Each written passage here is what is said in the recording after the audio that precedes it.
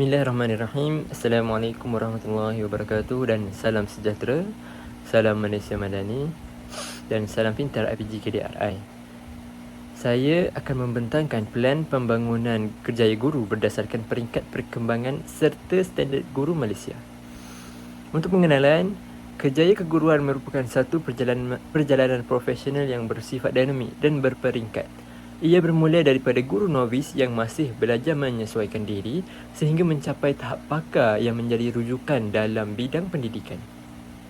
Dalam era pendidikan abad ke-21 ini, guru bukan lagi sekadar penyampai ilmu tetapi juga berperanan sebagai fasilitator dalam pembelajaran yang perlu menguasai aspek pedagogi, kepimpinan serta teknologi digital. Baiklah, sekarang ni kita akan tengok kepada konsep pembangunan profesional.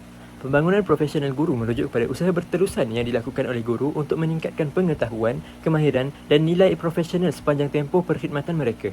Ini bermaksud proses pembelajaran seorang guru tidak terhenti selepas tamat latihan perguruan sahaja, tetapi berterusan sepanjang kerjaya mereka. Antara contoh aktiviti pembangunan profesional termasuk menghadiri kursus dan bengkel, melibatkan diri dalam Professional Learning Community ataupun PLC, serta menjalankan kajian tindakan di dalam bilik darjah. Melalui usaha-usaha ini, guru dapat menambah baik amalan pengajaran agar lebih berkesan dan relevan dengan keperluan murid masa kini. Baik, kita tengok peringkat kerjaya guru. Perkembangan kerjaya guru boleh dibahagikan kepada 5 peringkat utama, iaitu yang pertama guru novis, kompeten, cekap, mahir dan pakar. Setiap peringkat ini menunjukkan peningkatan dari segi pengalaman, kemahiran serta tahap profesionalisme guru dalam melaksanakan pengajaran dan pembelajaran.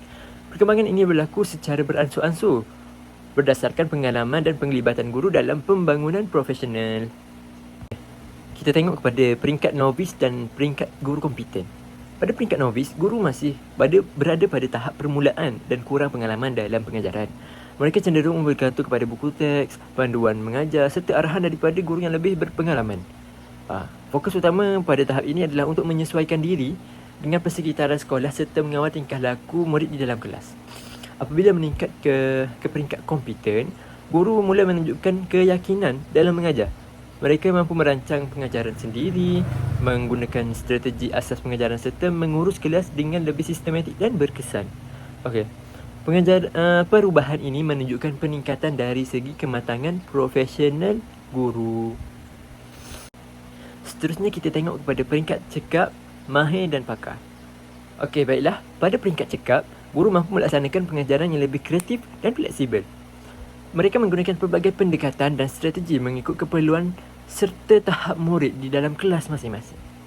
Pada peringkat mahir pula, guru bukan sahaja cemerlang dalam pengajaran, malah menjadi rujukan kepada rakan sejawat. Mereka juga terlibat dalam inovasi pengajaran serta berkongsi amalan yang terbaik.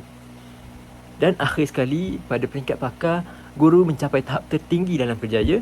Mereka bukan sahaja mahir dalam pengajaran, tetapi turut menyumbang kepada pembangunan pendidikan melalui penyelidikan, penulisan ilmiah dan penglibatan dalam pembentukan dasar pendidikan.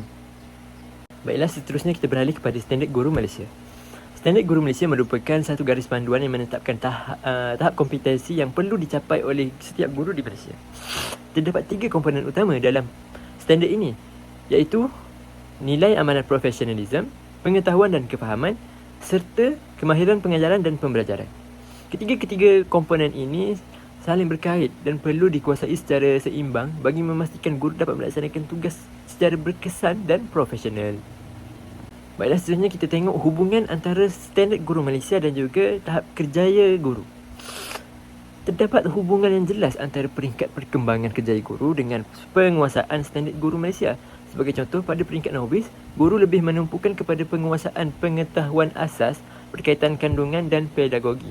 Apabila meningkat ke peringkat kompeten dan cekap, guru pula memperkukuh kemahiran pengajaran serta mengintegrasikan nilai profesional dalam amalan mereka. Manakala pada peringkat mahir dan pakar pula, guru menguasai ketiga-tiga standard secara menyeluruh dan mampu memimpin serta menyumbang kepada pembangunan pendidikan. Baiklah, kita tengok pula kepada guru abad ke-21. Dalam menghadapi cabaran pendidikan abad ke-21, guru perlu memainkan peranan yang lebih luas, iaitu guru bukan sahaja menyampaikan ilmu, tetapi bertindak sebagai fasilitator yang membimbing murid untuk berfikir secara kritis. kreatif dan mampu bekerjasama dengan orang lain. Selain itu, guru juga perlu menguasai teknologi digital serta menerapkan kemahiran berfikir aras tinggi atau KEBAT dalam pengajaran. Hal ini penting bagi melahirkan murid yang bersedia menghadapi cabaran masa hadapan. Baiklah, seterusnya kita lihat kepada pelan pembangunan kerjaya. Pelan pembangunan kerjaya guru perlu dirancang secara sistematik dan berperingkat. Pada peringkat awal, iaitu tahun pertama hingga ketiga, guru memberi fokus kepada penyesuaian diri, penguasaan asas pengajaran serta menghadiri kursus asas. Seterusnya pada tahun keempat dan keenam, guru mula melibatkan diri dalam PLC dan menjalankan kajian tindakan bagi menambah baik dalam pengajaran.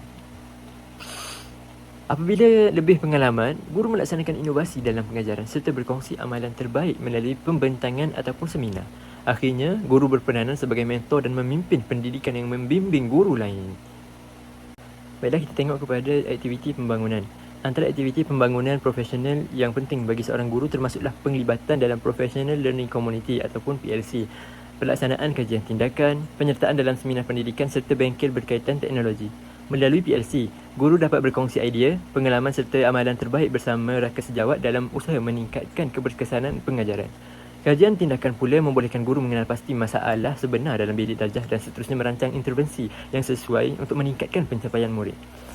Selain itu, penyertaan dalam seminar dan bengkel teknologi membantu guru mengikuti perkembangan terkini dalam dunia pendidikan, khususnya dalam penggunaan teknologi digital. Secara tidak langsung, aktiviti-aktiviti ini dapat meningkatkan kompetensi guru secara menyeluruh dan berterusan. Seperti mana yang kita tahu, pembangunan kerjaya guru amat penting dalam memastikan kualiti pengajaran dan pembelajaran sentiasa berada pada tahap yang tinggi. Hal ini kerana guru yang sentiasa meningkatkan kemahiran dan pengetahuan akan lebih berupaya merancang pengajaran yang berkesan serta memenuhi keperluan pembelajaran murid yang pelbagai. Selain itu, pembangunan profesional ini juga dapat melahirkan murid yang bukan sahaja berilmu, malah memiliki kemahiran berfikir, berkomunikasi dan berdaya saing dalam menghadapi cabaran abad ke-21. Di samping itu, ia turut meningkatkan tahap profesionalisme guru, menjadikan mereka lebih beretika, berintegriti serta komited dalam melaksanakan tanggungjawab. Akhir sekali, pembangunan kerjaya guru juga selari dengan aspirasi pendidikan negara dalam melahirkan modal insan yang berkualiti dan seimbang.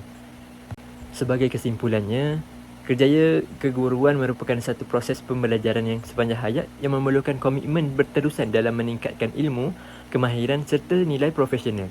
Perkembangan kerjaya guru yang dirancang secara sistematik dan berperingkat mampu melahirkan guru yang kompeten, berkualiti dan berdaya saing.